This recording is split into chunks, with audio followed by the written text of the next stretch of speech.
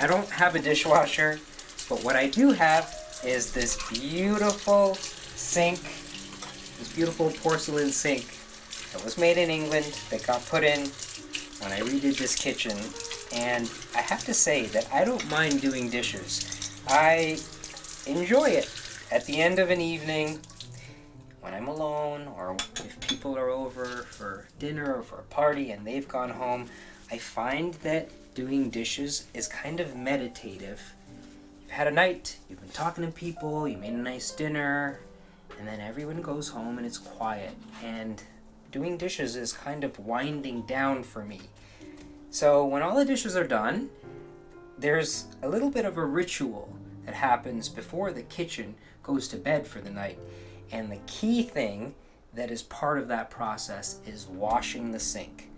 That's what I'm going to show you today. How to clean your sink using my favorite product for cleaning a sink, Barkeeper's Friend.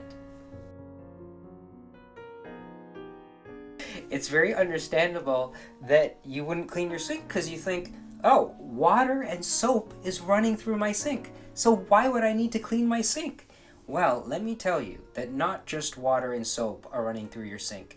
Grease and bacteria-laden things like chicken juice, all that stuff is going on your sink, and the soap that you're putting in the sink isn't touching every surface. So there is buildup and grime that develops on the sides and on the bottom of the sink that you need to get rid of if you want a clean sink. If your sink is actually really clean, you can use it not just for washing dishes, but you can fill the sink up and you can wash lettuce leaves in it. You can fill the sink up and you can wash herbs. If you're making something that has a lot of herbs in it, it's very convenient to just fill water into the sink and then put the herbs in there and rinse them that way. But if your sink is dirty, if you have chicken juice in your sink, you don't want to fill your sink up with water and then rinse raw herbs in there and toss those uncooked herbs onto a dish. That is not sanitary. So it's very important to actually clean your sink. If you want to thoroughly clean your kitchen, clean your sink regularly. If you clean your sink regularly, then most nights all I do is sprinkle a little bit of baking soda in here and rub it around, or some dish soap and rub that around. But routinely, about once a week or once every couple of weeks, I use something else. And if you've never cleaned your sink before, then you definitely need to use this to make sure that you're really getting the grime off. It's what I have had under my sink for over a decade. And when I visit friends and they don't have this, I gift it to them. Barkeeper's Friend. Barkeeper's Friend is a wonderful product that I really have been using for so many years because it's a mild abrasive and it really, really works so well on cleaning a sink. So I always put on some gloves, and this is my ritual about once a week to clean my beautiful, beautiful sink. Now, to clean your sink using Barkeeper's Friend, you wet your sink, you rinse it out with some water, and I can see the grime around the sink. So it's been a little while since I've cleaned the sink thoroughly, and I can see that there is peripherally a line of sort of a browny gray grime that has built up on the porcelain, and that's what I want to get rid of. So sprinkle the Barkeeper's Friend into the damp sink. If your sink is really, really grimy, like if you've never cleaned a sink before, or sometimes it's a garage sink that has like paint buildup on it and just caked with crud, then you can make a paste with the Barkeeper's Friend in a little bowl, and you can apply the wet paste onto the sink and you can leave it there for a little while, like half an hour, and then you can do this. And it is so effective. So just a little bit of this. Then I get a sponge and I dampen the sponge, and I like to actually push the stopper in at this point.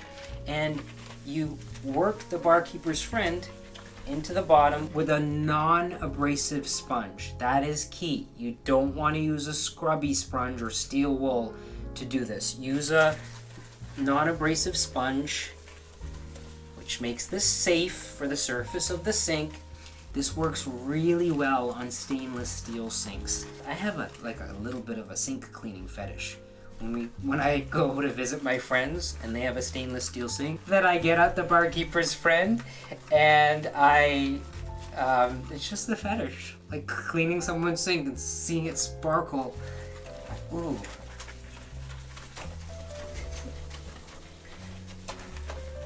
Okay, so here I have this line back here, and that is what I'm focusing on with the barkeeper's friend.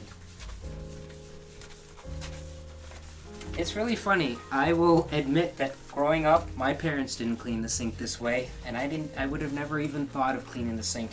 It's only when I befriended someone that I worked with at Pioneer Village who was very fastidious in the home, who was very particular about keeping everything clean. I visited them one day, and at the end of the night when they were doing dishes, she said I had to clean the sink, and I watched her do this, and I thought, what is she do? And I asked her about it, and she's like, yeah, I do this every night. I was hooked. So, there we go. Now, I turn the faucet back on, rinse out the sponge, and you want to rinse off all the residue of the barkeeper's friend.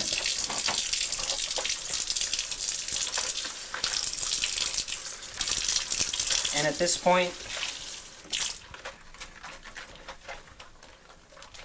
just use the water in the sink to clean off the walls.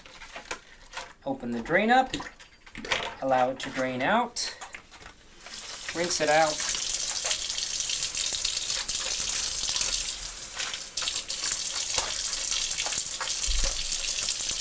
And what I like to do as well is clean this drain out. So these pieces of the sink, this hardware, also gets caked with gross, disgusting stuff. And I actually take some barkeeper's friend, put it on the sponge, and I actually clean out the strainer, front and back. And if you turn this over and you've never done this before, often there's a lot of gross stuff that has grown around this rubber gasket because it sits in a damp environment, and if you don't do this regularly, it will be a place that mold grows. And sometimes when you go to your sink and you smell something funny, you can't figure out where it's coming from. It's coming from these pieces where mold is growing. So I clean this out regularly, and I clean this part out regularly, especially if I've cooked chicken or fish. Then I just give this a nice cleaning, and I rinse that out.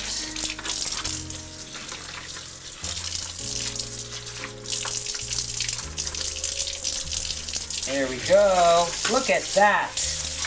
That strainer is sparkling. The sink is clean. And as that's draining out, I just go over it with my sponge and remove the excess water. When you remove the excess water with the sponge, squeeze it over the drain so that it's actually going down the drain.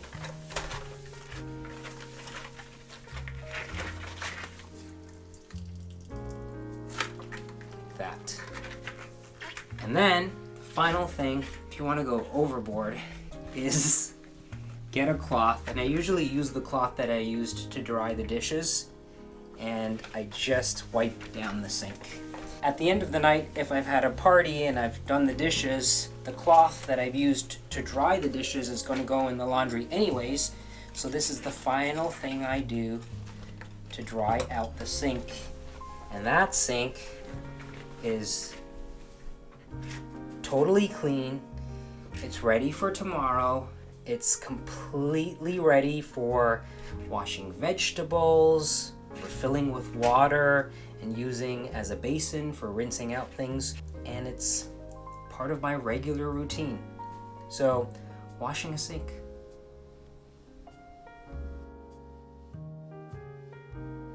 Okay, my sink is usually pretty spotless, so using Barkeeper's Friend on my sink is something I do about once a week, but you can't really see how wonderful this stuff is.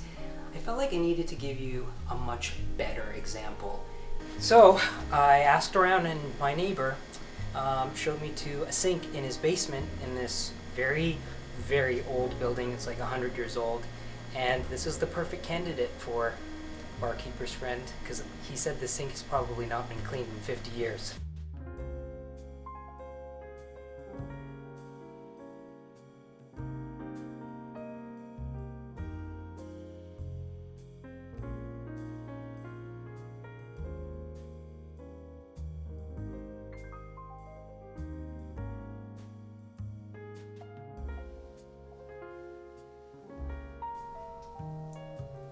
This video is brought to you by Barkeeper's Friend, which I have had a long, wonderful relationship with. This has lived under my sink for many, many years, and I've shared it with many of my friends. I really love this stuff.